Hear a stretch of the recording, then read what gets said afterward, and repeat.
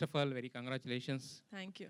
అంటే ఇక్కడ ఇది కమిటీ కుర్రోళ్ళు అంటే ఫస్ట్ పేరు విన్నప్పుడు ఏమనుకున్నాం కానీ టీజర్ చూసిన తర్వాత దీంట్లో అంతకు మించి అనిపించే కంటెంట్ ఉందని అర్థమైంది. అయితే యాక్చువల్గా ఇదంతా కూడా ఒక గోదావరి స్లాంగ్లో జరుగుతున్న ఒక కథ అని మాకు అర్థమవుతుంది. అయితే రీసెంట్గా పవన్ కళ్యాణ్ గారు పిఠాపురం నుంచి పోటీ చేసినప్పుడు ఆయన చెప్పారు ఇండస్ట్రీ మొత్తం ఇక్కడికి వస్తుంది, మొత్తం ఇక్కడి నుంచి జరుగుద్దని చెప్పి. సో ఆయన ఇప్పుడు ఎవరిని అడిగినా కూడా మేము పిఠాపురం ఎమ్మెల్యే గారు తాలూకు అంటున్నారు. బట్ దానికి ఫస్ట్ మీరు అనుకోవచ్చు అనమాట. యాక్చువల్లీ పిఠాపురం ఎమ్మెల్యే గారి తాలూకు ఎప్పటి నుంచి స్టెప్ కమిటీ కుర్రాళ్ళు సినిమా తోటి నేను వేస్తున్నాను పిఠాపురం వైపు లేకపోతే గోదావరి వైపు. సో మరి అంటే అక్కడ ప్రీ రిలీజ్ ఫంక్షన్ అక్కడ ఏమైనా పెట్టి You're reading my mind. Pawan Kalyan గారిని You're reading my mind. ఉంటుందా? అయితే వస్తున్నారా? వస్తున్నారు. ఇంకా దాంతో ఆలోచించలేండి. ప్రస్తుతానికి టీజర్ దగ్గర ఉన్నాం కాబట్టి నెక్స్ట్ ట్రైలర్ ఉంది. Will see. రీడింగ్ మైండ్ అన్నారు కదా, ఏదో మైండ్లో ఉండుంటుంది కదా. రీడింగ్ మై మైండ్ నేను అనుకుంటున్నాను, నేను అనుకునేది మీరు అనుకుంటున్నారు అంటున్నాను. ఎస్. అయితే యాక్చువల్గా ఇప్పుడు ఇందాక మొత్తం మన ఎగ్జిక్యూటివ్ ప్రొడ్యూసర్ రమేష్ గారు చాలా చెప్పారు. అంటే చెప్పింది చిన్న స్టోరీ అయ్యింది ఇంత బడ్జెట్ అని చెప్పి. సో మరి మీరు కథ విన్నప్పుడు మీకు ఏమనిపించింది? అంటే ఎందుకు ఈ స్టోరీ, మీరు చాలా కథలు వింటుంటారు కదా, దీన్ని ఎందుకు పిక్ చేయాలనిపించింది మీకు?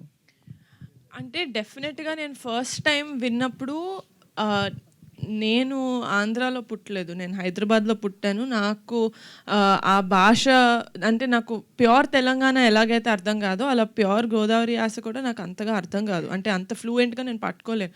కానీ వంశీ గారు నరేట్ చేసినప్పుడు I felt like I was a part of Godavari cinema ఎక్కడైతే టేక్ ప్లేస్ అవుతుందో I felt like I was a part of that. అంటే అదే చెప్పినట్టు 11 మంది హీరోలు 6 హీరోయిన్లు కాదు, 11 మంది లైఫ్ స్టోరీలోకి it just sucked me in like that. So I could not say no.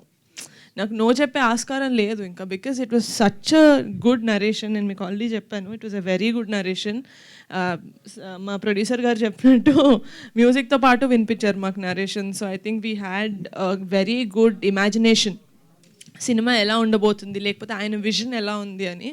So it was a 100% yes starting నుంచే. అయితే యాక్చువల్గా ఏంటంటే ఇది సినిమా కింద వచ్చినప్పుడు ఏంటంటే ఒక కొత్త డైరెక్టర్ నమ్మి ఇంత ప్రొడక్షన్ అంటే ఒక చిన్న రిస్క్ అయితే ఉంటుంది. అదే వెబ్ సిరీస్ అంటే మీరు ఆల్రెడీ ఇంతకుముందు హిట్స్ ఇచ్చారు కాబట్టి పెద్ద రిస్కే ఉండదు, రిస్క్ టేకింగ్ తక్కువ ఉంటుంది కదా ఫ్యాక్టర్.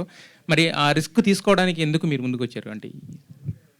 అంటే ఇలాంటి సినిమా ఆడకపోతే అందులో there's no point in it. ఎందుకంటే ఇలాంటి cinema it touches a lot of human emotions. మనం థియేటర్కి వెళ్ళింది మన లైఫ్లో బాధలు మర్చిపోయి సరే ఒక 2.5 hours ఎంటర్టైన్ అవుదామని వెళ్తాం. బట్ ఆ ఎంటర్టైన్మెంట్తో పాటు మనకి ఇంకేదన్నా ఇంటికి టేక్ బ్యాక్ చేసుకోవడానికి ఇంకేదైనా వస్తే దట్స్ అ బోనస్. అలాంటివి మా సినిమాలో చాలా ఉన్నాయి.